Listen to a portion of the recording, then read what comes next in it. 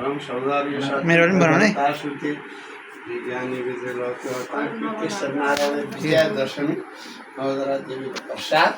हाम्रो नातिनी कीर्तिको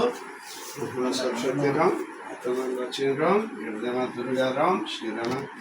देवतिनी राम इष्टमित्र दाहिना हुन् राजा दाहिना हुन् शत्रु पश्य हुन् रोग व्याध कहिले नआओस्